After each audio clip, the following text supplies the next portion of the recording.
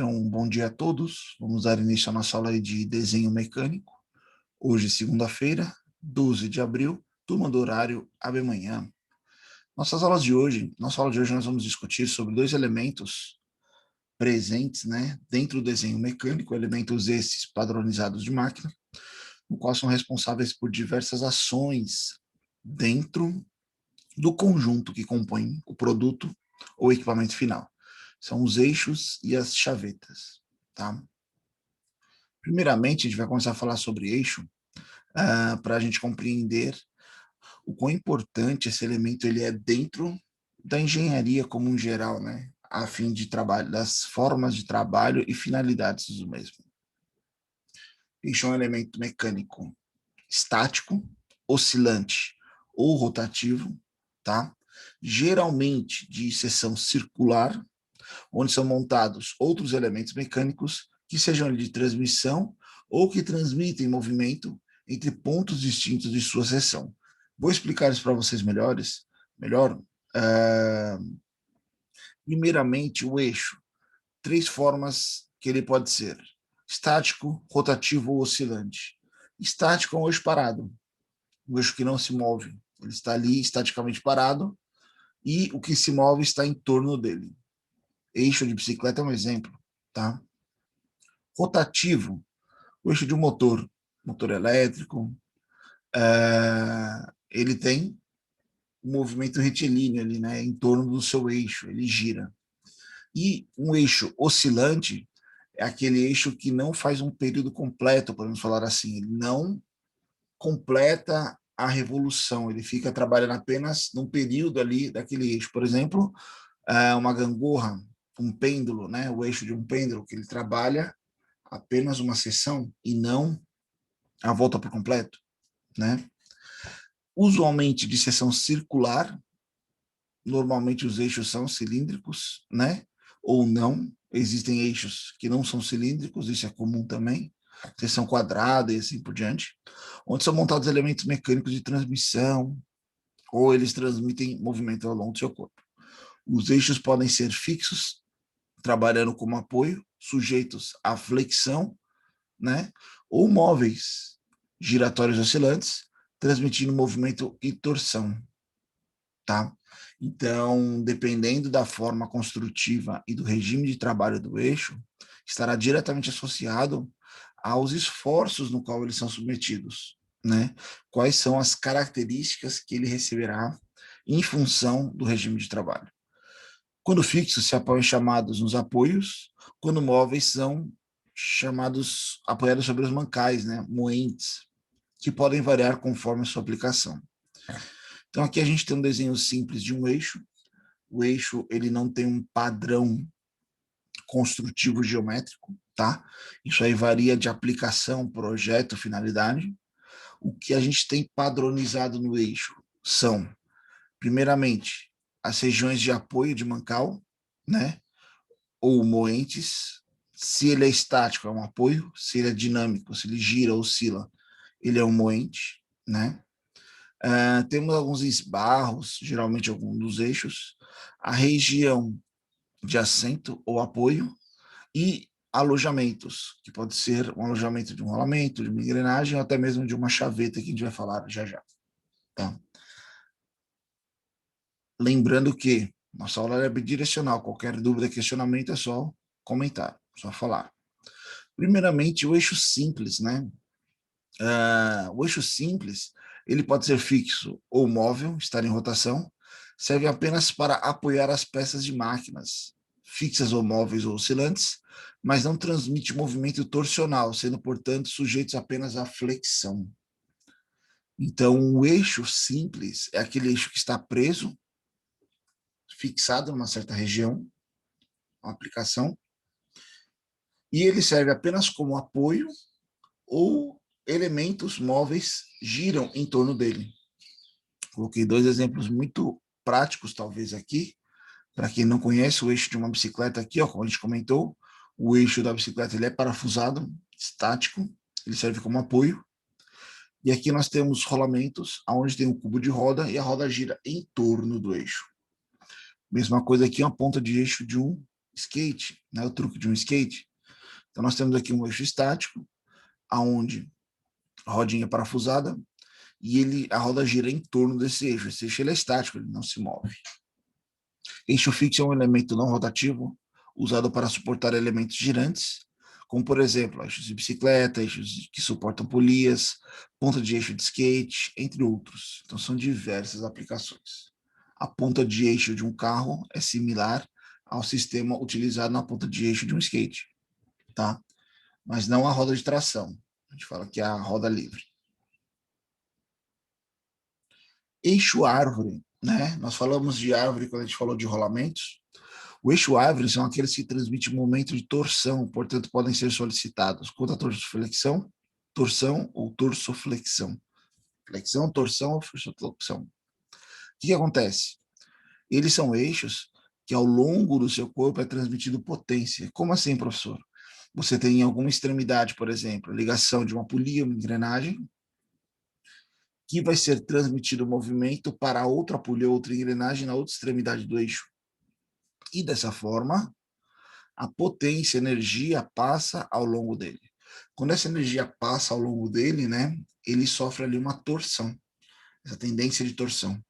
Ao mesmo tempo que, dependendo da forma construtiva dele, ele sofre uma flexão, igual os eixos fixos, né? E dessa forma ele pode sofrer os dois ao mesmo tempo, uma flexo-torção. A árvore suporta flexão, torção, cisalhamento e carregamento axial. Então, tem outras forças embutidas aí, né?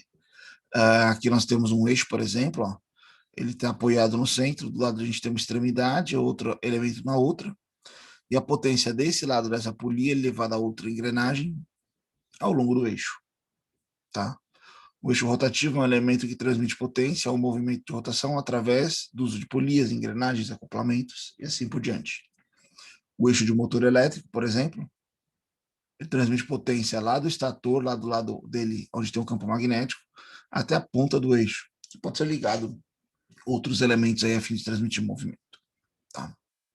O eixo de potência do carro, de tração, ali a gente tem um eixo árvore, ok? A maioria dos eixos, né, de transmissão de potência é composto por eixos cilíndricos, tá? Usualmente, a maioria, que podem ser sólidos ou vazados, tá? Que frequentemente são escalonados com reduções de seção. Em aplicações especiais, os eixos podem ser quadrados, retangulares, cônicos, apresentarem alguma forma de seção transversal, como sextavado, ranhurado, rasgos. Então, dependendo da aplicação, dependendo do projeto, o seu eixo ele vai ter uma geometria específica para aquela aplicação. Por exemplo, eixo maciço, né? O eixo totalmente preenchido. Qualquer um desenho técnico de um eixo, tá? E aqui nós temos dois exemplos, o motor e o encoder, por exemplo. Você vê aqui que eles têm o eixo maciço. Já aqui embaixo, o eixo vazado, ou seja, ele é oco. Mesmos exemplos aqui que estão de cima, o motor com o eixo vazado e o encoder com o eixo vazado. Dependendo da aplicação, você irá utilizar esse elemento. Eixo roscado, geralmente associado à ponta de eixo de alguns motores ou alguma barra de transmissão de potência. São eixos que apresentam rosca interna ou externamente ao seu corpo. Tá? Essa rosca ela pode servir tanto para a transmissão de movimento quanto para a fixação de algum elemento. Pessoal, quando a gente fala de estriado, a estria ela é diferente da ranhura. Tá? Eu vou explicar para vocês a diferença. O eixo estriado, tá? Geralmente ele tem estrias tecnicamente triangulares, tá? As estrias elas são feitas em superfícies geralmente não planas, aonde ou plana também, aonde a grande jogada da estria é gerar o atrito e fixação do elemento. Então veja que aqui ela é cônica, ela é apoiada aqui, ó, uma alavanca, e quando ela é apertada aqui pela porca, gera um atrito entre as estrias, né, e a superfície, fazendo assim o travamento, transmitindo potência. Então isso aqui é um eixo estriado. Já o eixo ranhurado, tá? As ranhuras são padronizadas geometricamente falando, né? Ela tem uma característica bem particular e ela se encaixa geralmente em outro elemento. permite, assim, a transmissão de movimento e além do deslizamento da peça sobre o eixo, tá? E o eixo cônico? Eixo cônico é um eixo não paralelo, ele tem uma seção usualmente inclinada. Coloquei um exemplo aqui, igual da ponta de eixo que a gente montou outro dia na aula, né, mostrando para vocês. E o eixo cônico geralmente ele é usado para algum tipo de fixação, aonde você tem que ter um travamento por atrito. Então, a conicidade, entrando em contato com outro furo cônico, ela gera ali um atrito de travamento, conforme você aperta, e transmitindo movimento dessa forma. Ou apenas um eixo de apoio, onde os elementos vão girar em torno dele, e a conicidade serve apenas para poder facilitar a montagem. Então, tem diversas aplicações características de cada eixo. Tá? Aqui é um videozinho bem bacana, porque não rodou. Deixa eu abrir ele por fora aqui. Ele não está puxando o link. Aqui nós temos uma engrenagem, onde vai ser alocado a um eixo, né? Ela vai ser montada. Quando você pega um conjunto desse, dependendo da aplicação, deixa eu só ver se eu tenho um vídeo fácil aqui. Aqui, no caso, eles vão usar aquela mesma técnica do rolamento que a gente viu semana passada. Eles vão aquecer o cubo, a engrenagem, e resfriar o eixo. Aquecendo o cubo, ele expande, dilata. Refrigerando o eixo, ele contrai, eles se encaixam. A partir do momento que homogeneiza a temperatura, eles entram em atrito, né? Gera interferência. E aí você tem a junção. Só um instante.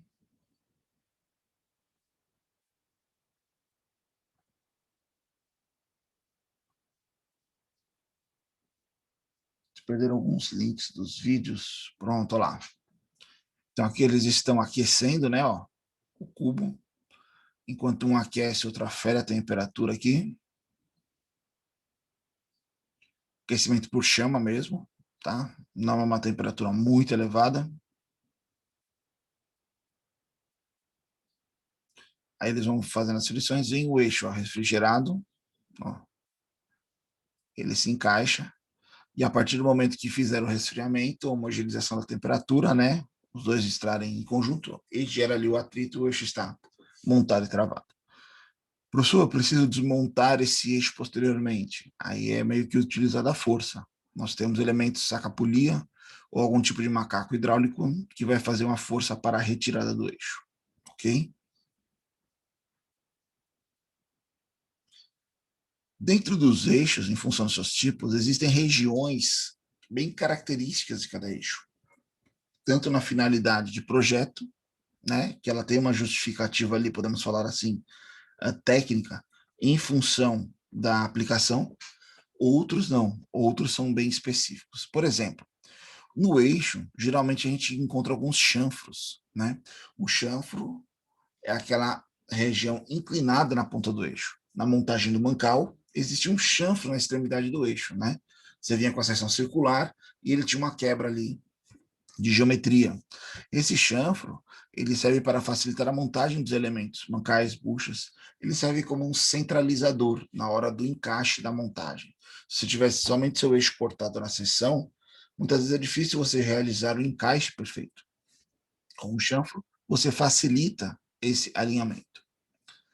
Raio de arredondamento. Ah, professor, por que a pessoa faz esse raio de arredondamento no eixo? Para ele ficar bonito? Não.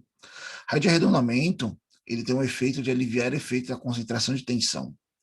Quando você tem uma peça, que você tem um canto vivo, uma união por canto vivo, qualquer estresse, qualquer carregamento que aquele eixo possa sofrer, ou elemento mesmo estrutural, esse canto vivo ele é um canto de concentração de energia, concentração de tensões. Concentração de tensão pode levar a fissuras, pequenas trincas, propagação de uma ruptura, um colapso. O colapso é a quebra do eixo, né? E aí o arredondamento ele trabalha como reforço e alívio da tensão. Então, esse raio de arredondamento que geralmente a gente coloca nos cantos, que pode parecer estético, ele tem uma função de aliviar a concentração de tensão naquele ponto, ok? Rasgo da chaveta. Vocês não sabem, talvez, ainda o que seja uma chaveta, já a gente vai falar delas. Chavetas são elementos de transmissão de potência associada a eixos, tá? É o elemento de trava. Mas para encaixar no eixo, precisa do rasgo. Então, esse rasgo da chaveta, o canal da chaveta, são recortes necessários para transmitir o movimento e o torque entre árvores, ou seja, entre os elementos girantes. Polias, engrenagens, correias, assim por diante. Assento é a parte da árvore, do eixo, né, onde o elemento girante é apoiado. Então, essa região geralmente é onde a gente tem ali o encaixe, você é o local onde eu vou encaixar a minha engrenagem, o local onde eu vou encaixar a minha polia. Essa região é chamada de assento. Por que assento? Primeiramente, que vai ser assentada uma peça sobre ela, e o interessante é que essa região ela tem que ter uma geometria bem específica, uma tolerância dimensional mais rigorosa, porque ela vai trabalhar em conjunto com outros elementos. Quais elementos? O que vai ser colocado aqui é a poliengrenagem e a chaveta. Então, a gente pode ver ao longo do eixo, existem seções distintas, né, geometrias distintas, em função de cada aplicação. Esse ressalto aqui ele não está discriminado na figura, mas conhece ele como um ressalto, uma ranhura. Para que serve ele? Geralmente ele é um esbarro, uma região de contato ali que facilita a montagem. Coloquei alguns desenhos técnicos para vocês compreenderem a aplicação dos eixos dentro de montagens e aonde ocorre, né, os apoios, a transmissão de potência, a caracterização desse eixo. Na maioria dos casos, as posições das engrenagens, polias, rodas dentadas e mancais de suporte ao longo do eixo são ditas pelas especificações operacionais da máquina. Então, o eixo ele toma uma geometria em função da aplicação dele. A distribuição inicial desses elementos é o primeiro passo para o projeto de um eixo. Então, um eixo, quando a gente vai determinar ele, dimensionar, especificar um eixo, eu tenho que saber da onde para onde e qual o regime de trabalho dele. Se ele vai ser de apoio, se ele vai ser de transmissão de potência, como que ele vai trabalhar. Então, por exemplo, aqui, ó, nós temos uma montagem, temos diversos elementos dentro desse montagem. Aqui são as paredes da máquina, tá? Essas duas laterais. Já estudamos aqui, ó, essa região, ó, nós temos aqui o quê? Um mancal de deslizamento. Vocês sabem o que são mancais de deslizamento, ó? Ó, outro mancal aqui. Aqui nós temos nosso companheiro eixo apoiado. Legal. Vimos que ele faz transmissão dessa engrenagem, a gente já vai falar sobre engrenagens, por meio dessa entrada de eixo, onde tem um acoplamento. Então veja que a potência ela vem dessa região do acoplamento, passa pelo eixo e é transmitida para a engrenagem. Ou vice-versa, ela pode chegar pela engrenagem e ser transmitida ao longo do eixo até a saída aqui no acoplamento. Veja que essa região ela recebe um esforço, né? Tanto na engrenagem quanto no acoplamento. Então, esse eixo, se ele tivesse apoiado somente aqui, o esforço seria muito grande em cima dessa região. Para isso, ele foi prolongado de forma cônica e ele tem um apoio, né, ali, ó, um moente na outra extremidade. Esse moente, esse apoio, ele serve apenas como base para equilíbrio desse eixo. Então, veja que desse ponto vermelho onde ele está até o ponto do acoplamento, ele está sujeito a quais esforços? Tanto a flexão quanto a torção. Por que flexão? A flexão porque nós temos aqui ó, um eixo em balanço, a gente chama, né? Ele é alongado, vem até essa extremidade aqui pontilhada, ó, e ele não tem nenhum apoio. Então ele está sujeito aqui a uma flexão. E ao mesmo tempo uma torção. Por quê? Porque eu transmito potência de um ao outro. Então, geralmente, um faz uma potência de avanço, o outro tem uma resistência, né? Um atrito, um carregamento, e aí gera a torção nessa seção. Passando deste ponto para a outra extremidade, aqui a gente tem apenas flexão. Ah, professor, não tem torção? Tem torção. Não, não tem torção. Ele gira, mas não tem torção, porque ele está livre aqui. Ele só está apoiado. Conforme ele apoia, ele pode gerar uma flambagem, ou seja, ele está flexível, ali, flexão, né? Sofreu uma flexão dentro dessa força. Então, dependendo da aplicação e montagem, caracteriza geometricamente o eixo. Isso justifica as geometrias, o tamanho dos mancais e assim por diante. E aí, professor? Opa, pois não. Tem algum motivo específico para aquela parte ser cônica ou só é? Tecnicamente, vamos lá, vou fazer uma análise rápida. Como a potência vem da engrenagem para o acoplamento e você não tem nenhum esforço torsional desse lado, ele serve só como apoio, você não precisa ter a mesma seção. O seu eixo ele não precisaria ter o mesmo diâmetro ao longo dele, porque aqui o esforço é menor. Consequentemente, você diminuindo a seção do seu eixo, você tem um peso específico menor e você atinge velocidades angulares mais elevadas, ou seja, você pode ter rotações mais elevadas. Quando você tem um eixo com uma massa um pouco mais elevada, tecnicamente, as velocidades atingidas por esse eixo, que chama velocidade crítica, seria a velocidade máxima, ela é reduzida. Por quê? Maior volume de massa, maior dificuldade de você fazer a centragem, a centralização dele, o balanceamento, entendeu? Então, quando você diminui o volume, consequentemente a massa do seu eixo, você consegue atingir velocidades mais elevadas. E aí você faz um estudo lá, vocês vão aprender isso, quem for da mecânica, e da automação, da produção também, resistência dos materiais, cálculo, né, de eixos, de vigas, que é a mesma característica. Você vai ver que aqui o esforço é menor, então justifica ele ter uma seção menor. Tranquilo? Tranquilo, brigadão. Legal, show. Veja aqui, ó, aqui já é uma outra acoplamento, uma outra montagem muito interessante. Veja que alguns elementos vocês já estão conhecendo. Então, ó, nós temos aqui, ó, os dois rolamentos, ó, né, em corte. Então, aqui é a base da máquina. Ó, o nosso eixo aqui, ó. Tá? Esse é o nosso eixo. Aqui nessa extremidade, nós temos uma polia. Nós ainda vamos falar sobre polias na nossa aula. A polia é um elemento de transmissão de potência. E ele transmite potência dessa polia ao longo do eixo até este embreagem, esse acoplamento de contato que a gente chama, né? É uma embreagem. E aí você vê que aqui ó, nós temos um outro rolamento, tá? Juntamente com uma ranhura.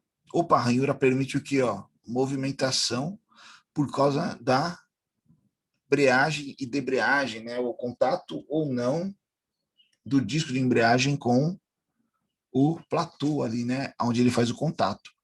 E aqui nós temos uma mola, ó, que faz essa força. Então, ou seja, ao longo do eixo é transmitido uma potência dessa ranhura até a polia. Esse eixo ele trabalha extremamente sobre torção. Flexão pode ocorrer, principalmente nessa extremidade aqui, ó, porque ele só é monoapoiado, que a gente chama, né? Ele tem um apoio somente de um lado, ele não tem apoio do outro. Então, ele deve sofrer alguma flexão nessa extremidade. Aqui ele está apoiado, então talvez ele esteja ali apenas sofrendo uma torção. Veja que cada montagem tem uma especificação bem característica para cada eixo, né? Em função da sua aplicação. Aqui ele já não é cônico, veja que ele já tem uma geometria bem mais linear, né? Podemos falar assim. Olha esse aqui que interessante. Nós temos aqui, então, ó, os dois elementos da máquina, né? A carcaça da máquina de apoio. Olha os nossos rolamentos cônicos aqui, ó. Legal? Olha o nosso eixo. Nosso eixo é esse elemento que vem até essa extremidade, ó. Ah, professor, ele vem com uma seção maior, aqui é a região do assento, ó, um esbarro aqui, ó, para prender esse nosso volante. Volante, pessoal, não é o volante do carro. O volante é um elemento de máquina chamado disco de inércia. É um peso, uma massa, né, dentro de um sistema que você dá inércia a ele, velocidade, e aí qualquer sobrecarregamento, pico de tensão, carga, né, que você precisa de um pico de torque, vamos falar assim, em vez do motor levar potência, não, a potência é retirada dessa inércia desse disco. Então ele ajuda ali no funcionamento. Por exemplo, uma guilhotina, que é uma máquina de corte dentro da mecânica, você tem um motor elétrico para dar inércia ao eixo. No momento do corte, que é o momento de cisalhamento, que ele vai fazer o corte, ele recebe um pico de força ali mais extremo, o motor não teria potência para dar isso, mas ele vai ter uma roda de inércia que vai ter uma energia momentânea ali para esse corte. E aí, a hora que ele recebe o golpe ali para fazer o corte, essa necessidade de energia vem da roda. E aí, para que então ter o motor elétrico? Apenas para acelerar e gerar inércia ao volante. Então, o volante é uma roda de inércia, tá? Que a gente chama. Então, nós temos aqui um volante. ligado a uma engrenagem de corrente de bicicleta, né? Como se fosse uma engrenagem de ampulha de bicicleta. Veja que nosso eixo está em balanço nessa região, e aqui ele está biapoiado, ele tem apoio dos dois lados. Ele pode sofrer uma pequena flexão nessa região, mas a flexão maior vem aqui, porque aqui eu tenho apenas um apoio, né? Ó. Então, esse eixo está sujeito também à flexão e à torção, porque a energia vem dessa região da roda até a engrenagem, ok? Saindo de eixos, vamos falar sobre chavetas. Chaveta. Pessoal, chavetas são esses elementos bem simpáticos aqui, que podem variar geometricamente e de tamanho, proporção, e tem uma função muito específica dentro da transmissão de potência, dentro da mecânica. Chaveta é um elemento mecânico fabricado geralmente em aço, com geometrias que podem variar conforme suas características de trabalho e tipo de esforço no qual está sujeito, porém normatizados, tudo padronizado. Sua finalidade é realizar a ligação de dois elementos mecânicos a fim de transmitir movimento. Um ponto muito interessante. Pessoas que não têm conhecimento técnico dos elementos de máquina, muitas vezes não compreendem o papel desse pequeno elemento dentro de uma montagem.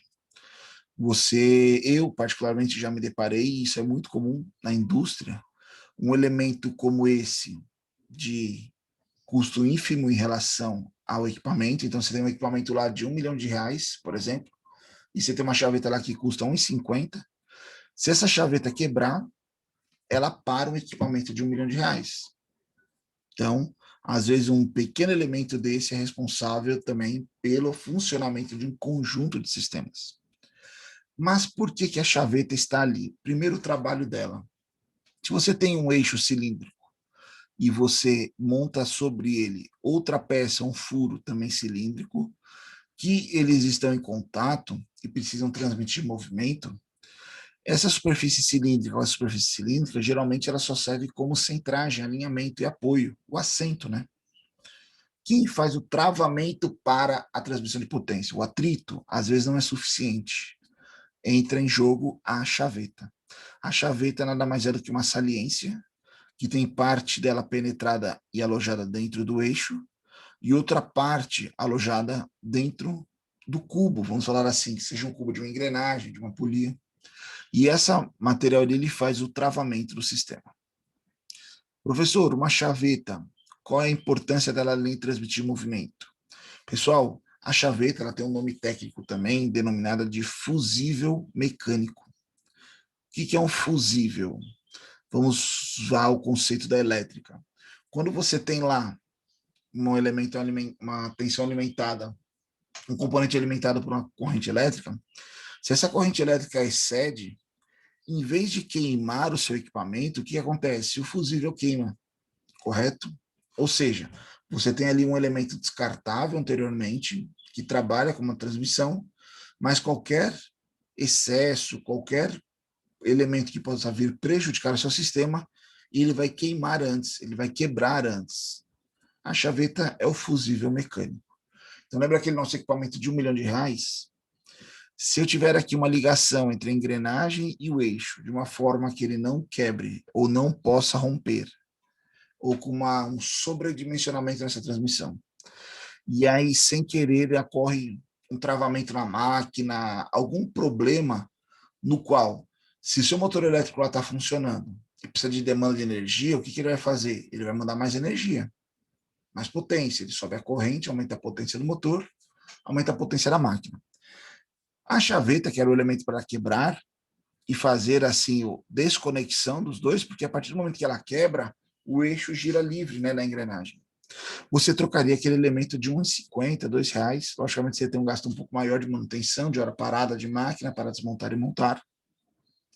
No entanto, é uma peça pequena e uma mão de obra pequena.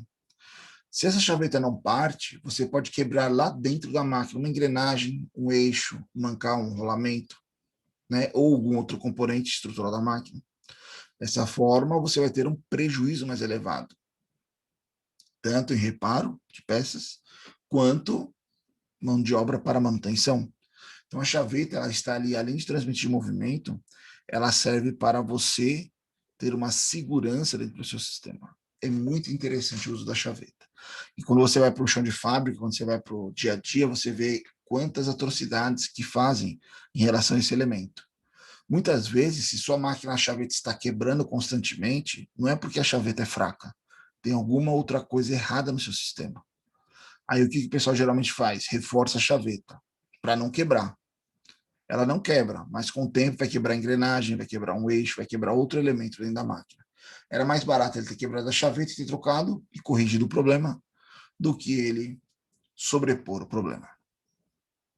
Então, aqui a gente tem algumas montagens características de chavetas em função da sua geometria característica, a gente vai falar delas aí. Então, quando você olha aqui, ó, nós temos um eixo, o elemento de chaveta. Você compra um motor elétrico, é muito comum você já vir a chaveta presa lá na extremidade do eixo, tá? Então, tanto o eixo quanto o elemento que vai ser apoiado nele, existem cavidades, o rasgo, justamente para fazer o encaixe da chaveta. Todos esses elementos eles são padronizados geometricamente. As chavetas são classificadas em 3 tipos: chavetas de cunha, são chavetas de pressão, vocês vão entender. As chavetas paralelas são as mais usuais. E as chavetas em discos, ou conhecidas como os Woodruff, tá? É um tipo de chaveta meia-lua, geralmente para eixos inclinados. Então, nós vamos falar sobre os 3 modelos aí, explicando para vocês. Tipo cunha, paralela e em disco, ou meia-lua. Chaveta em cunha. Opa. A chaveta em cunha, ela tem uma das suas extremidades sempre inclinada, para facilitar a montagem e desenvolver o travamento. E uma de suas faces é inclinada para facilitar a união de peças. A chaveta de cunha se classifica em 2 grupos. Elas podem ser longitudinais, alinhadas ao eixo, ou transversais, perpendiculares ao eixo, dependendo da aplicação. Podem ter ou não cabeça. Então, aqui é sem cabeça, aqui seria com cabeça. A cabeça facilita na hora da montagem e desmontagem do sistema. Chaveta tipo cunha longitudinal. Então veja que ela tem um comprimento, uma certa inclinação. Geralmente essa inclinação é bem irrisória, na faixa de 1%, que a gente chama assim, né, de inclinação. E essa inclinação permite ali o travamento dela na hora da montagem do sistema. Quando a gente fala de montagem, então você tem aqui ela inclinada, quando o seu cubo, sua roda vem, essa inclinação vai fazer o contato com a superfície do fundo do rasgo do cubo e vai fazer o travamento do sistema. Tá? É uma forma de aplicação, tem vários equipamentos que trabalham nesse regime, que usualmente você vê no dia a dia. Já as chavetas cunhas transversais, elas cortam, né, fazem uma passagem pelo eixo, pelo elemento, por meio de furos. Então veja aqui, ó, essa aqui ela tem inclinação em apenas um lado, essa tem inclinação nos 2 lados. Olha aqui um detalhamento que a gente já aprendeu, vista de seção no corpo da peça, né? Ó. Então veja que ela tem uma geometria alongada, né? Cilíndrica alongada. Por que esse alongamento? Porque para fazer esse canal eu preciso de elementos cortantes cilíndricos, uma furadeira, uma fresa, né? Conforme a gente faz esse orifício. E o travamento ele ocorre por meio das inclinações. A inclinação gera o atrito de travamento ali do elemento. Tá? Senão, se não tivesse o atrito, passava direto, girava, caía. Ok? A chaveta tipo cunha inclinada, isso aqui é uma foto retirada da norma, tá? Dependendo da aplicação dela, ela tem diversas geometrias e características. Então aqui é sem cabeça, ó, olha a inclinação dela dentro do furo, lá do rasgo, né? Fazendo travamento. Essa aqui é a mesma característica, só que com uma cabeça, ou seja, facilita a desmontagem, caso tenha necessidade. E toda chaveta, pessoal, ela tem um raio de arredondamento aqui na extremidade, ó, nos cantinhos, vocês podem observar em torno dela. A chaveta não é para fazer travamento no canto vivo ali da peça. Ali não, ali ela tem que passar livremente. Já vou explicar isso melhor para vocês. Isso aqui é uma tabela de especificação de chaveta. Essa aqui é a chaveta inclinada, tá? É uma tabela da ABNT, da normativa. Mas eu vou explicar na outra paralela como funciona essa tabela. A forma de leitura da tabela é a mesma para todas, tá? Saindo das chavetas inclinadas, nós temos as chavetas planas, ou paralelas, muitas vezes denominada. Essa chaveta tem as faces paralelas, portanto, não tem inclinação. A transmissão do movimento é feita pelo ajuste de suas faces laterais. Tá? Isso aqui é um ponto muito interessante que deve ser lembrado por vocês. As faces, né, laterais da chaveta com as faces laterais do rasgo e do canal da chaveta, fica uma pequena folga entre o ponto mais alto da chaveta e o fundo do rasgo do conduzido. Então veja que aqui, ó, sempre existe uma folgazinha, tá o ponteiro vermelho aí da tela. Outra coisa interessante, essa chaveta, ela está sempre sujeita a esse esforço de cisalhamento. Então veja aqui, ó, nós temos um eixo, aqui nós temos um elemento externo ao eixo, com um rasgo de chaveta, e a chaveta está aqui, fazendo o travamento, a interferência entre os dois. Então o eixo ele gera potência num lado e o atrito, a resistência, gera a força contrária. E a chaveta sempre vai estar ali sujeita a esse cisalhamento. Professor, a chaveta quebrou, fique feliz. Você não quebrou uma engrenagem, não queimou seu motor, não quebrou um eixo. Substitua a chaveta. Se a quebra está constante, faça uma análise mais minuciosa e veja o que está sobrecarregando o seu material. Ok? Vamos lá. Ei, professor, e Opa, quando a pois não. chaveta danifica o eixo? É porque ela quebrou e danificou o eixo. Aí você precisa fazer uma recuperação. Geralmente, o que acontece? O pessoal quebra a chaveta e não vê que quebrou. E aí a polia, o eixo fica girando em falso ali, né? Dentro. E aí sim gera um estrago um pouco maior, porque você tem um desgaste, um aquecimento. Porque geralmente, quando quebra, tecnicamente era para quebrar e a máquina parar. Mas muitas vezes o pessoal não observa, quebra lá a chaveta e o motor fica trabalhando. Você só vai perceber porque a máquina parou um tempo depois, ou porque não está saindo produto lá no final, ou porque ela parou de fazer barulho, né? E assim por diante. Então, usualmente, quando a chaveta quebra, ela quebrou, tecnicamente o equipamento tinha que parar. Tranquilo? Tem. Opa, Gabriel, pode falar. Não, tranquilo, professor. Tranquilo? Tem como você perceber mecanicamente que quebrou sem eu ter que estar lá olhando? Sim. Controle de corrente, vibração, tem vários sensoriamentos que você pode fazer dentro do supervisório do seu sistema, ou até mesmo controles mais básicos, que controlam, por exemplo, corrente do motor, e lá dá algum indicativo de que ocorreu alguma falha ou não, tá? As chavetas paralelas não possuem cabeça. Quanto à forma dos seus extremos, podem ser retos ou arredondados, porém ainda podem ter parafusos para fixação. Isso é muito interessante. Então, a chaveta, pessoal, ela pode ser quadrada, ter seus cantos abaulados de um ou dos dois lados e ter furos de fixação. Por que furos de fixação?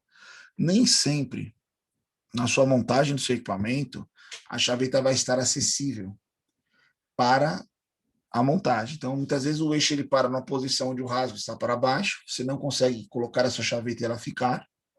Você pode ir lá e parafusar ela, tem aplicações. E muitas vezes você faz esse tipo de montagem porque é um local que você não tem como ficar segurando a chaveta, coloca o cubo, solta e ela encaixou. Às vezes você não tem acesso. Você tem um acesso lá para colocar a chaveta. A partir do momento que você coloca o cubo, o elemento, você já não tem mais acesso àquela chaveta. Então, essa parte de parafusação, ela vem, fixação de parafusos, vem para auxiliar na montagem. Ok? Aqui é uma vesta de seção da chaveta aplicada. Então, veja que ela é paralela, né? O rasgo e ao canal da chaveta. Ela não toca a superfície superior, apenas suas laterais, o atrito é feito pelas laterais. Então, existe também aqui um chanfrozinho ou um filete de arredondamento que facilita ali a montagem da mesma. Professor, já fiz montagem de chaveta, era uma briga, porque eu tinha que ficar batendo lá para ela entrar uma força. Se ela está entrando com tanta interferência, tem alguma coisa errada, tá? As chavetas, elas são padronizadas quanto a geometria, tamanho e aplicação. Uma coisa muito interessante, geralmente quando você está montando uma chaveta, ela está muito apertada, provavelmente ela está tendo atrito nos 4 arestas, ou seja, na superior, inferior e nas 2 laterais. Isso não é correto. O correto é apenas nas laterais. Outra coisa interessante, por que a chaveta tem essa geometria, né? Muitas pessoas falam que ela tem essa geometria para facilitar a montagem. Errado. Quando a gente faz o rasgo da chaveta no eixo, esse rasgo da chaveta é feito por um elemento circular cortante, uma broca, né, uma fresa, né? fresa de topo. E por ser pelo movimento cilíndrico, giro, ela faz as extremidades cilíndricas. Consequentemente, a chaveta ela também tem essa geometria cilíndrica nas suas extremidades. Ah, professor, essas quadradas, o furo é quadrado? Não. Quadrada, ela está ignorando a parte cilíndrica, tá? Que é o correto. Quando vocês aprenderem lá sobre dimensionamento de chavetas, nessa daqui, ó, que ela tem um canto abaulado, essas extremidades aqui, ó, dela, esse quadrante aqui, essa região de fora aqui, ó, né, cilíndrica, ela não entra na conta. A conta seria apenas essa nossa região achurada aí, ó, que seria o retângulo. Esse é o comprimento efetivo da chaveta, ó. Essa região aqui, ó. Tranquilo?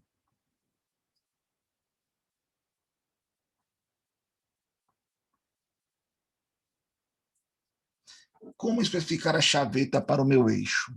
Muito interessante. A tabela é lá da geometria. Comprimento, você vai fazer os cálculos de potência. Geralmente, por que já tem uma seção da chaveta determinada, base e altura? Porque o eixo, pessoal, pela geometria dele, ele já tem uma capacidade máxima de transmissão de potência. Então, esses cálculos são conhecidos. Quando você tem um eixo ali de meia polegada, não é qualquer potência que você vai conseguir transmitir por esse eixo, meio eixo de meia polegada. Existe uma limitância. Então, a limitância está associada à chaveta também. Para você dimensionar na chaveta, eu acho que eu aumentei essa tabela aqui, ó. Pronto. Primeira coisa que você vai falar sobre o eixo, tá? O eixo, ele tem um diâmetro. Igual a gente viu lá no rolamento, qual é o diâmetro do eixo, né? Então, veja que aqui a gente tem D até. Então, se eu tenho um eixo lá, por exemplo, de 11 milímetros de diâmetro, ele entra nessa faixa, de 10 a 12. Professor, se meu eixo tem 30 milímetros de diâmetro, cuidado, tem de 22 a 30, de 30 a 38, fica a seu critério. Se eu vou usar a faixa de 32, de 22 a 30, ou a faixa de 30 a 38. Esse é o critério. Veja que é uma faixa de diâmetro. Dentro dessa faixa, você vai pegar essa nomenclatura, que é a nomenclatura da chaveta. Por exemplo, o nosso eixo de 11, ele é uma chaveta 4x4, ou seja, 4 milímetros de largura, que é a base, com 4 milímetros de altura, tá? Que é o H. Se eu pegar aqui uma chaveta de um eixo de 45 milímetros, opa, tem aqui a faixa de 44 a 50. É uma chaveta de 14x9. Como assim? Ela tem uma base de 14 e uma altura de 9. Isso aqui você compra normatizado, pessoal. Você vai lá numa loja, eu quero uma chaveta 4x4, uma chaveta 14x9. Geralmente você compra uma barra, tá?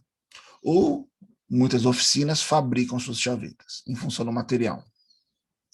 Aqui nós temos algumas tolerâncias dimensionais. Essa parte de tolerância vocês vão aprender lá em metrologia, tá?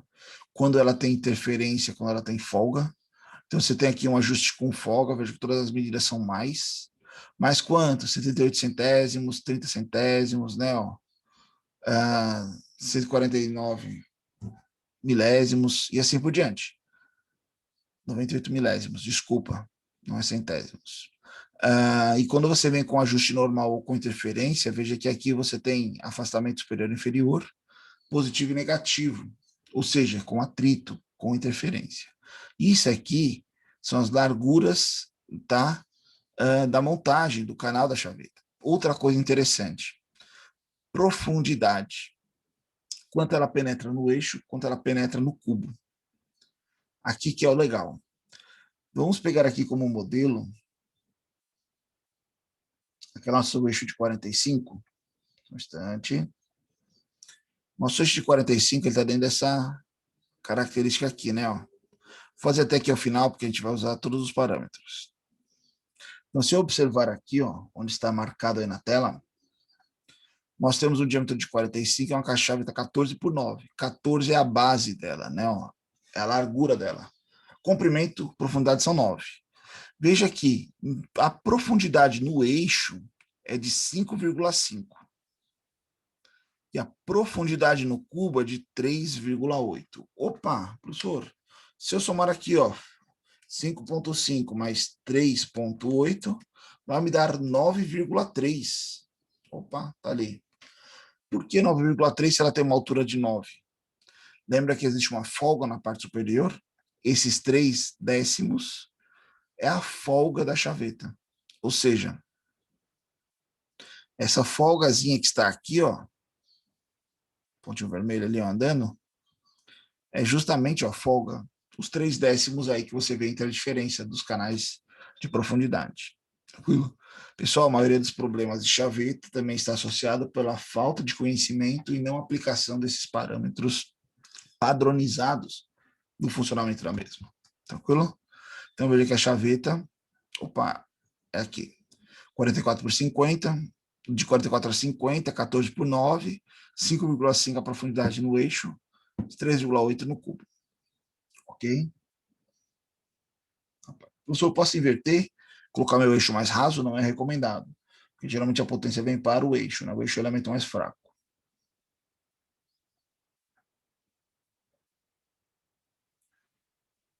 Aqui é uma outra tabelinha bem interessante mostrando. Então, aqui a gente tem um cubo, ó, o furo com o canal da chaveta.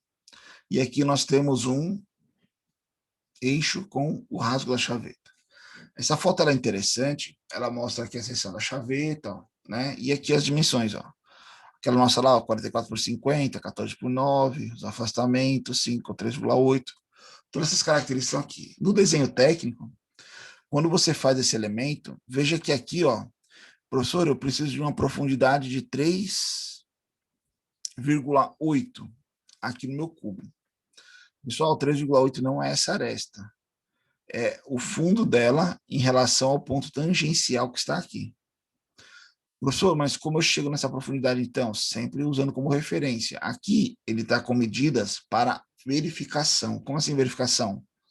Você vai fazer aqui, ó, a medição do eixo de uma extremidade à outra. É a forma de você medir. E aqui você não, porque você não tem como medir essa profundidade, porque você não está no quadrante. Essa altura é diferente.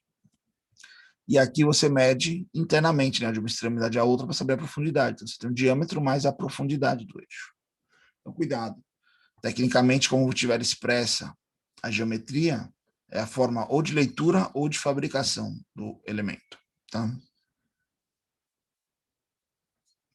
E por último, a chaveta meia-lua, Woodruff, que a gente chama, né? É uma variante da chaveta paralela. Recebe esse nome porque sua forma correspondente a uma região semicircular. É comum, geralmente empregada, né, em eixos cônicos para facilitar a montagem e se adaptar à inclinação do rasgo. Então veja aqui, ó. Por que ela é meia-lua? Primeiramente, a forma de construir ela é um elemento cortante, cilíndrico, giratório, ó. Conforme ela encaixa nesse canal. Essa parte cilíndrica facilita a alteração dessa inclinação em função do elemento que está sendo colocado. Então, se eu tenho aqui um eixo para 45 graus, um exemplo, ela serve. Se for um eixo com 60 graus, ela serve, e assim por diante. Tranquilo? A forma de especificação dela é a mesma, só coloquei uma tabelinha aqui em polegadas, ó. Você trabalha aqui polegadas de eixo, afastamentos e profundidades, ó. Profundidade, o rasgo no eixo, ok? Vantagens de se utilizar uma chaveta: simples montagem e desmontagem, né? Baixo custo, feita de materiais menos nobres. Geralmente a chaveta ela tem um material menos resistente do que sua engrenagem, do que seu eixo, porque ela é fusível, ela é para quebrar. Como desvantagem, redução da capacidade de carga, elemento de menor área de seção transversal. Ela limita a carga, mas é correto ela fazer isso, mas ela é uma limitante. Aumento da concentração de tensão.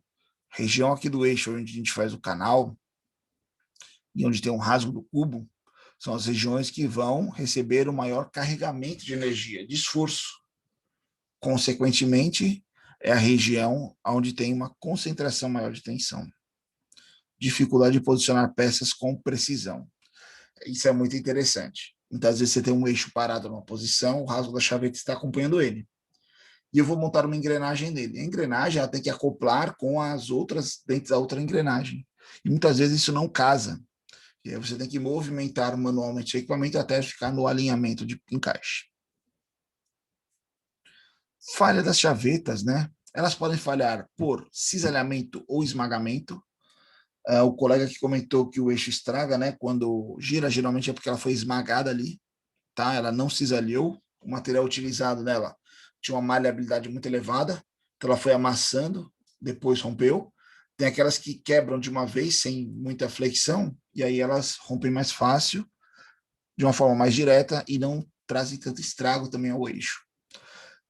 Se o torque for constante, o coeficiente de segurança é calculado pelo quociente, né, entre a tensão de escoamento e o material, pela tensão de cisalhamento, atuante na chaveta. Parece meio complexo a frase, é meio fácil, difícil de ler, mas nada mais é do que você achar ali o torque constante, a força de cisalhamento. Tá? Se variável no tempo, o enfoque ser calculado as componentes da média alternada à tensão de cisalhamento, os picos, né, se ela trabalha com frequência de trabalho, calcular as tensões médias alternadas de von Mises e, né, do diagrama momento fletor para calcular o coeficiente de segurança. Os materiais mais comuns utilizados na chaveta são os aços brandos, ou seja, baixo carbono. Se o ambiente for corrosivo, deve ser utilizado material resistente à corrosão. Ok? Coloquei aqui algumas normas que trabalham, alemãs, o padronização de chaveta, então veja que tem várias geometrias, características e tipos de chaveta, dependendo da aplicação, ok? E para vocês entenderem melhor o funcionamento da chaveta, foi colocado para vocês a montagem dessa caixa de redução.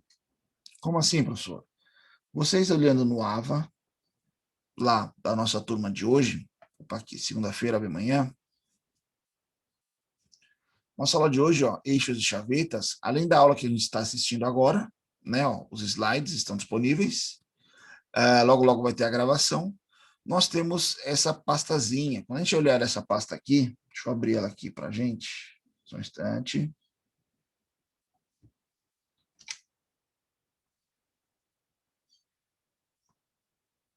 Só um instante.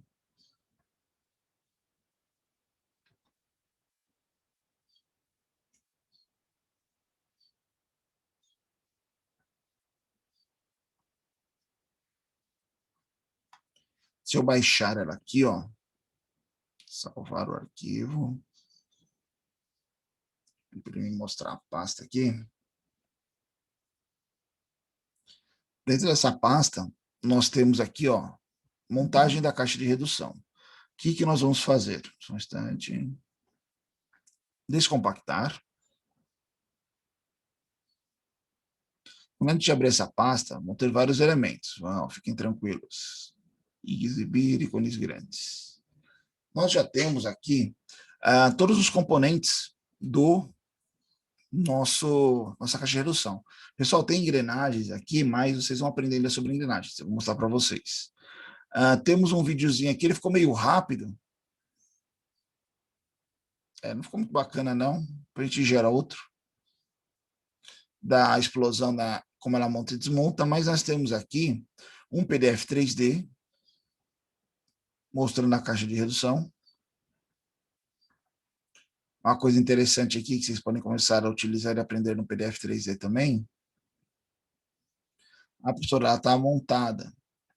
Você consegue aplicar alguns cortes nela, ó, e olhar ela internamente, tá? Pelo próprio PDF. Então aqui, ó, deixa eu fazer uma alteraçãozinha aqui.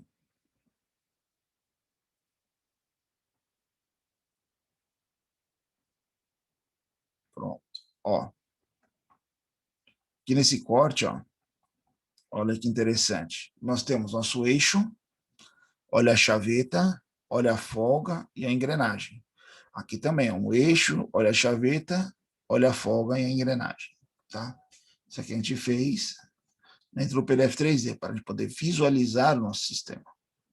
Tranquilo? Foi colocado para vocês também a vista explodida e a lista de componentes. Então, aqui a gente vai ver a sequência de montagem dos componentes, tá? Cada um deles, e a identificação de cada um deles aqui, ó, conforme for a montagem. Então, nós temos rolamentos, engrenagens, eixos, chavetas, parafusos. Veja que aqui a gente já estudou, hein? Ó, parafuso, rolamento, eixo, chaveta. Falta engrenagem? Falta, a gente vai ver nas próximas aulas. Mas a partir dessa montagem, a gente já consegue fazer o nosso sistema. Como assim, professor? Temos todas as peças aqui. Vamos ao nosso melhor amigo, né? Ó, o SolidWorks. Então, junto do vídeo da aula, vai ter a montagem aqui para vocês verem a sequência depois, como foi feito esta montagem. Então, vamos lá. Isso é uma montagem, novo, abrir, né? A partir daí, o que eu vou fazer? Inserir componentes. Quando eu coloco inserir componentes, já abri minha pastinha aqui, eu vou procurar ela novamente, downloads lá, ó, montagem da caixa de redução, vou deixar os ícones maiores aqui, pronto. Pessoal, primeira peça é a peça de referência. Então, se eu faço a montagem com referência, tudo é montado na carcaça. Então, vamos começar com a carcaça. Vamos abrir a nossa carcaça aqui, ó. Vamos colocar ela no nosso sistema. Então, está aqui ela, feita a nossa redução. Legal, montagem, né? Nós temos aqui umas regiões de alojamento. Esse alojamento é onde vai ser apoiado quem? Os rolamentos. Ah, professor, mas quando eu vou aqui na pastinha, não tem rolamento. Tudo bem, não tem problema. Se a gente olhar aqui no nosso desenho técnico, nós temos aqui a especificação do nosso rolamento. Ó. Norma DIN 625. O primeiro deles é o 6001, 6001. Toolbox. Ah, professor, meu toolbox não está funcionando. Só ativar ele aqui. O professor não aparece aqui. Vem aqui em cima, ó, suplementos, toolbox. Seleciono aqui, ok. Basta eu vir aqui agora, olha aí nosso toolbox aí ativo. Opa, ele era o que? Norma DIN. Ele era o que? Um rolamento. Ele é um rolamento de esfera, né? Contato radial é esse aqui. Vou puxar ele aqui para a tela. Tá, ó, vou soltar ele. Olha, ele está aqui como 6007. O nosso lá é o 6001. Professor, como eu faço isso? Então, você vem aqui na configuração, ó, e vamos procurar o 6001. 6006. 6002. Opa. Passei. 6001 aqui, ó. Veja aqui, ó, que ele está representado de forma maciça. Eu posso vir aqui e colocar detalhado, ele vai aparecer as esferas. Posso falar quantas esferas eu quero aqui, eu só quero 5. Ele coloca, tá? Ou eu posso colocar ele... Aqui é retentor, ele vai ser fechado aqui, ó, pronto. Ele coloca ela por completo, as 10 esferas, ok? Tá aqui o nosso rolamento, vou dar um ok. Se eu olhar lá na lista, eu coloquei um aqui, ó. Se eu olhar aqui na lista, são 2, ó. Já vou colocar o segundo aqui já. Deixa ele aí. Não quero mais, só fechar aqui.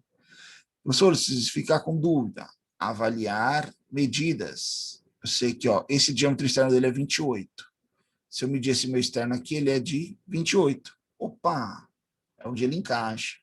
Se eu pegar essa profundidade aqui, ó, daqui para cá, é esse eixozinho azul aqui, ó, 8 milímetros. Se eu medir ele daqui para cá, cadê minha distância? Não pegou, vamos novamente, daqui para cá, 8 milímetros. Opa, então ele encaixa ali, né? Encaixa. Então, qual que é o correto aqui desse meu rolamento? Eu sei que posicionamentos, parte cilíndrica dele vai alinhar com essa parte cilíndrica, ali, ó, né? E quando eu colocar ele lá dentro, eu sei que essa face aqui, ó, vai tocar aonde? Essa superfície aqui, ó. Olha lá, foi para a posição.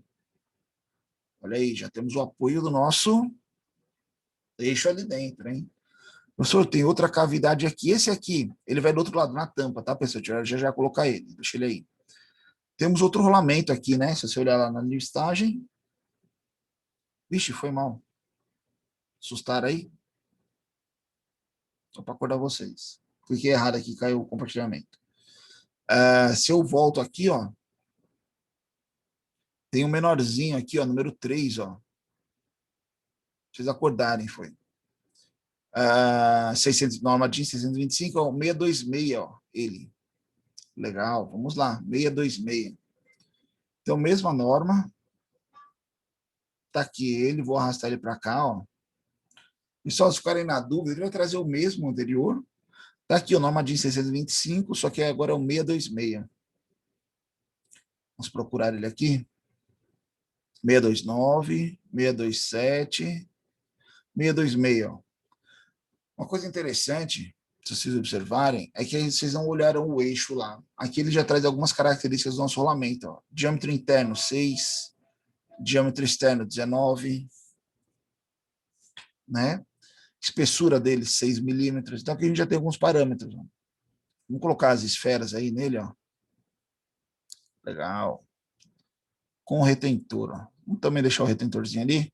Pode colocar ou não, critério de cada um. Ok. São 2 também, tá? Então eu vou colocar logo os 2 aqui, não quero mais. Legal. Opa, a gente viu que o diâmetro externo dele era 19, profundidade 6, né? Avaliar medidas. Quanto é o diâmetro desse aqui? 19, legal. E a profundidade? Daqui para cá? Esse chuzinho azul aqui, ó, 6, ó. Legal. Então, montagem, posicionamentos. Eu sei que esse parte cilíndrica vai pegar nessa minha parte cilíndrica aqui, ó, ok. Vou puxar ele para fora aqui um pouquinho, porque eu sei que esse fundo aqui vai tocar nesse fundo aqui, ó. Foi lá para a posição, ok. Pessoal, conforme a gente falou nas outras aulas, estou fazendo montagens. Será que está certo?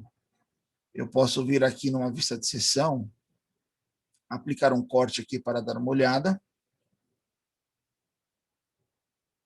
Ok, ó.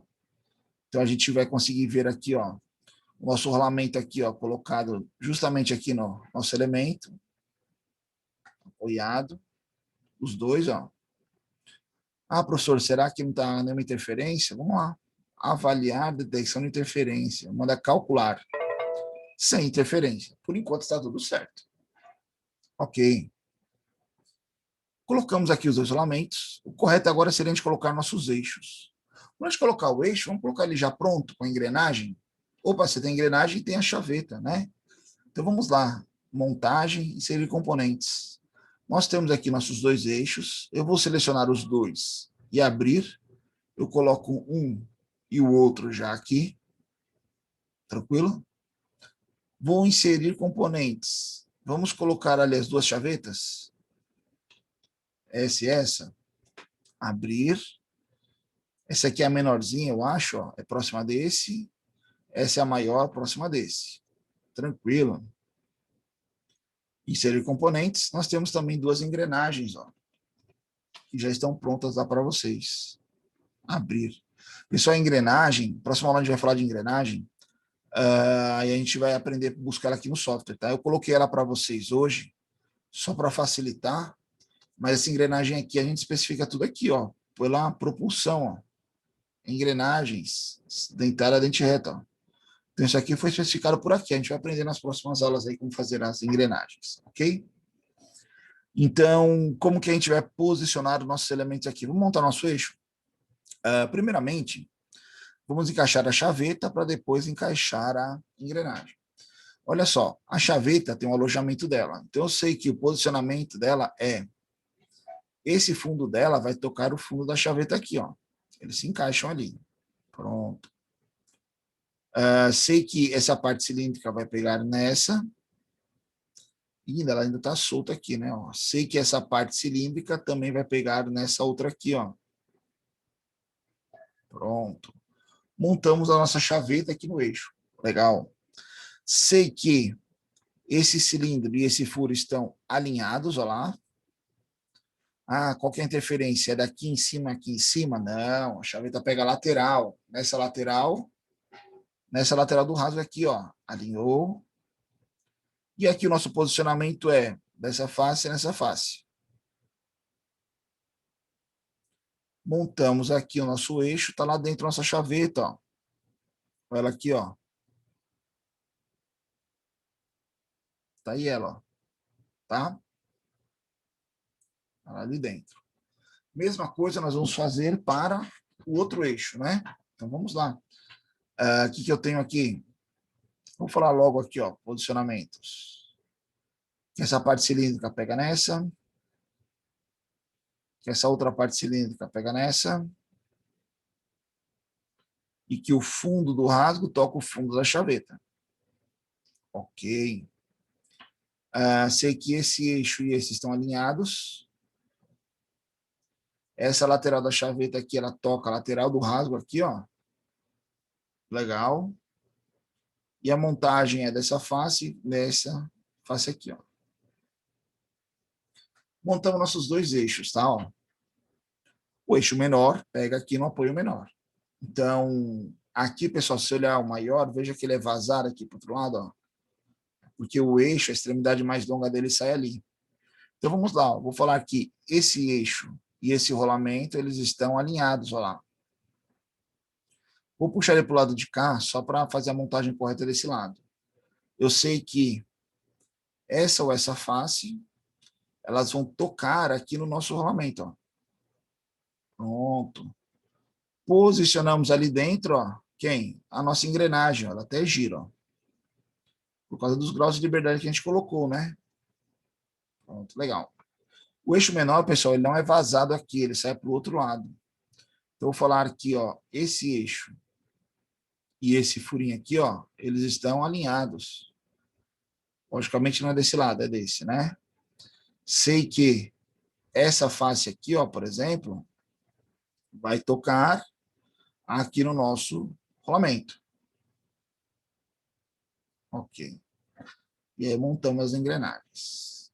Pessoal, quando nós falamos de estudo de movimento, nós vimos que muitas coisas dá para a gente montar dentro de um sistema, uma delas é a transmissão de movimento. Então, existem posicionamentos aqui dentro da engrenagem que a gente pode fazer uma engrenagem engrenar na outra, tá? Posicionamentos avançados. O que nós temos aqui? Eu fiz um alinhamento no olho mesmo, tá? Dos dentes da engrenagem, para ele encaixar aqui, ó. Não tocar no outro, tá? Quando vocês forem estudar engrenagens, nós vamos falar, existem um diâmetro de referência, chama de diâmetro primitivo, é o diâmetro de contato entre as engrenagens. Então, ele vai ser o diâmetro que nós vamos usar como referência. Ou eu poderia usar também a superfície cilíndrica aqui dos cubos, tá? Não tem problema, mas eu quero mostrar o jeito correto para vocês fazerem. Primeiramente, o jeito correto, eu vou ver aqui minha engrenagem, ó, é esse elemento aqui na montagem. Quando eu abro ela aqui, tem o passo a passo de como ela foi feita. O que foi feito aqui, a primeira coisa foi o dente, ó, foi feito o cubo, depois foi feito o dente. Olha aqui a geometria do corte do dente. Na geometria do corte do dente, existe aqui, ó, eu vou visualizar o esboço.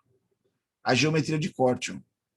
Essa geometria, eu vou deixar de frente assim, que vai facilitar para a gente. Essa geometria, ela traz a geometria do dente e o diâmetro de referência, que é o diâmetro primitivo dela. Tá? Vou fazer a mesma coisa com outra engrenagem. Tá aqui ela, ó.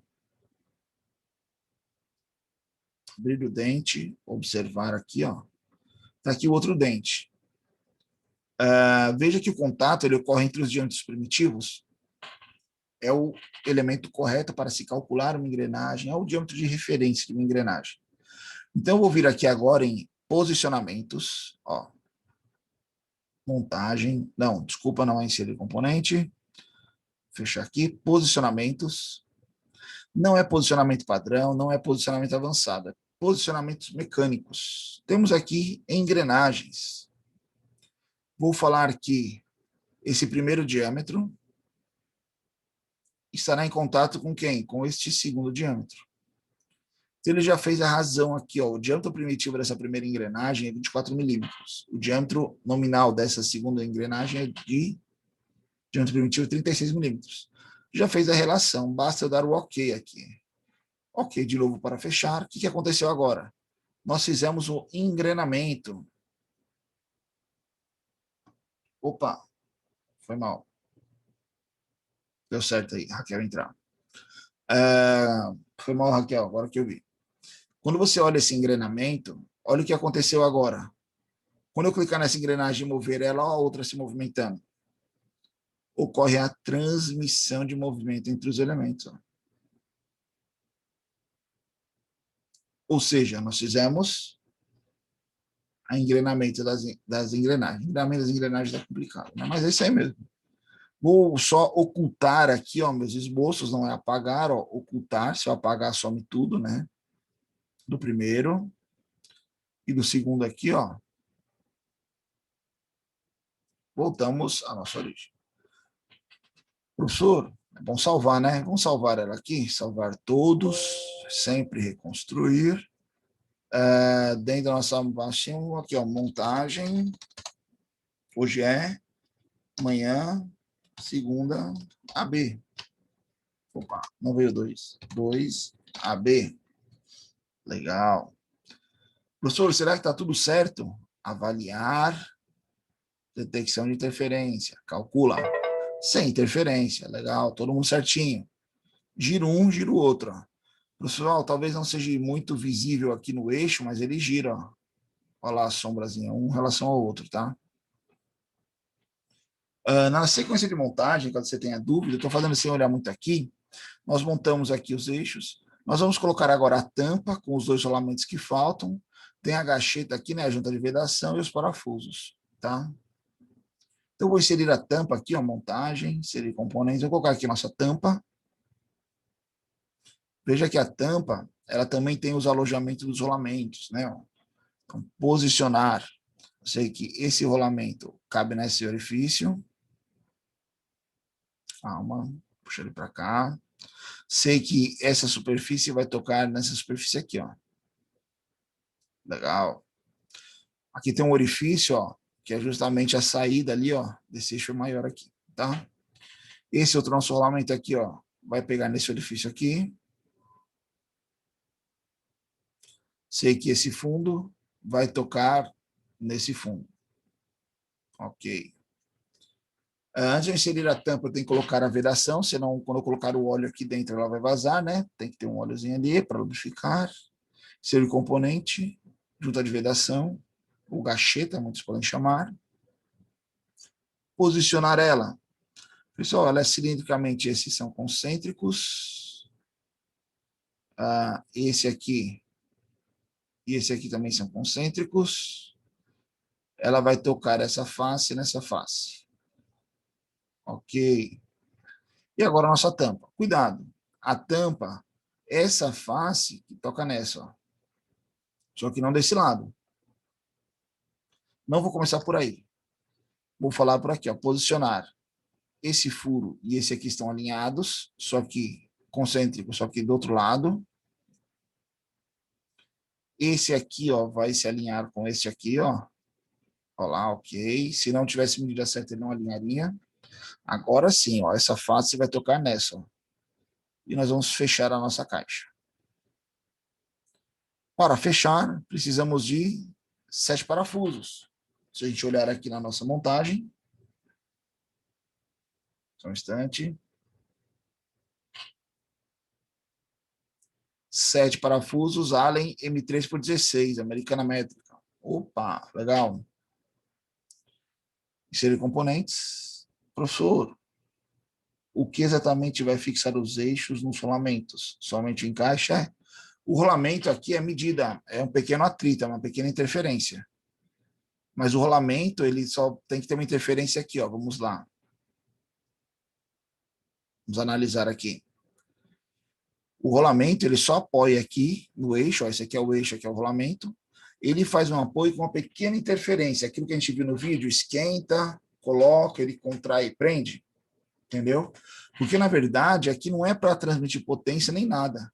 É apenas para esse aqui, esse não deslizar, e quem vai deslizar é a esfera. E aí vai permitir que ele gire. Entendeu? É só isso mesmo. Tranquilo? Aqui ela ficou meio torta, a chaveta, é porque o corte que foi feito no momento não propício aí, né? Mas dá para a gente girar aqui, ó. Olha elas funcionando. Olha elas engrenando ali, ó. Pessoal, aqui nós temos na menor 16 dentes, na maior 24. Então tem uma relação de 1,5. A cada 3 voltas da menor, a maior dá 2, tá? Ela roda uma vez e meia. Então esse aqui precisa girar uma vez e meia para debaixo dar um giro, tá? parafusos Toolbox, não é armadinha, americana métrica, parafuso Allen, é esse aqui, ó, esse aqui. Tem a normativa lá, B331. Ó, pessoal, posso arrastar ele aqui para a tela, ou já para a posição aqui, ó, que ele já vai pegar as referências lá, ó. Já pegou. Se eu soltar, ele já sabe que é um M3, eu só preciso colocar ele no tamanho. O comprimento dele, opa, aqui, é 16. Não preciso, não vou colocar rosto, que a gente vai ver interferência, tá? Ok. Tá aqui ele, ó, vou deixar um aqui fora só para vocês olharem, mas eu posso ir só posicionando aqui, ó. Chegou próximo, pegou a referência. 3, 4, 5, 6, 7. Não quero mais, fecho. Tá aqui o parafuso que a gente colocou, vou excluir ele, eu não quero esse, só foi para mostrar. Fizemos toda a montagem.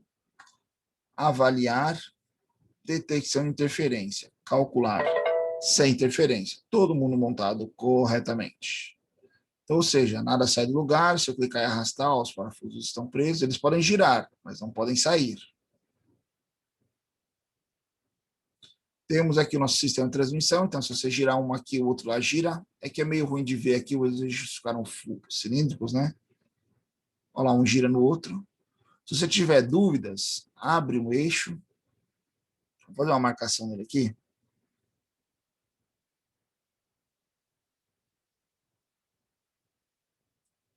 Esboço. Não, não era isso que eu queria. Só um instante, descartar alterações. Eu vou voltar nesse plano, só que eu quero um esboço.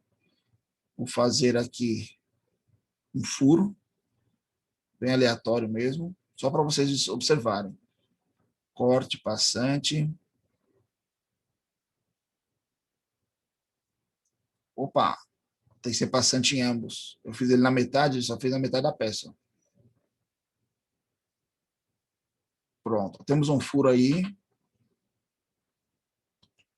Então aqui, ó, só para vocês observarem o furo lá, ó. Quando a gente girar esse aqui, ó lá, o furo vai girar lá, ó. Tem que ficar girando aqui para ele girar lá, ó. Outra coisa que você pode fazer, botão direito aqui, ó, deixar transparente essa sua carcaça, ó. E aí você observa, conforme eu giro um, olha lá o outro girando. Olha, ele mostra aqui, ó, o encaixe dos parafusos, solamente, só transparente, só. Se eu girar esse aqui, o outro gira, gira. Conforme você movimenta, faz a outra parte, ok? Pessoal, essa é a montagenzinha para a gente compreender aqui. Nosso objetivo, logicamente, era compreender as chavetas. Vamos novamente aqui naquele nosso corte para a visualização das chavetas.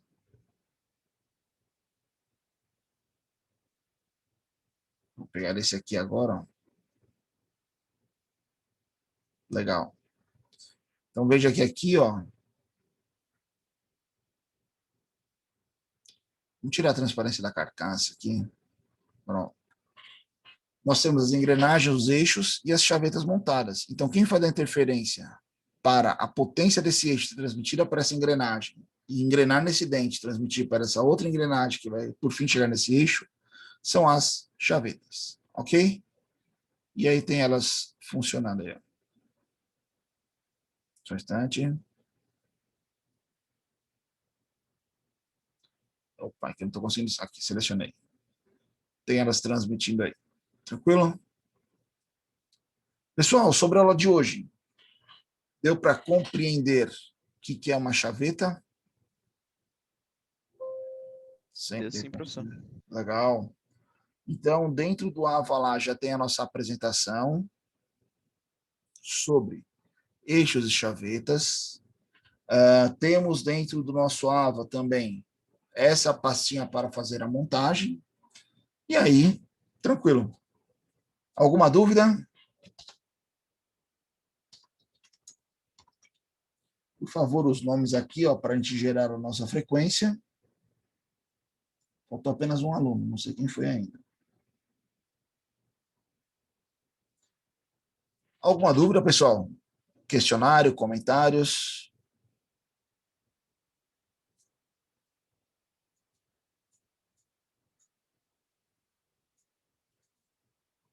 Sobre a do Mancal, conseguiram fazer? Deu tudo certo? Deu. Atividadinha? Legal. Então, essa de hoje não é para entrega, tá? É apenas para reforço do conhecimento. Aconselho vocês irem montando, irem treinando, praticando, que já já a gente chega com outras montagens aí. Ok? Pessoal, obrigado pela atenção. Nos encontramos aí quarta-feira na nossa próxima aula. Um abraço, boa semana a todos. Até quarta. Valeu.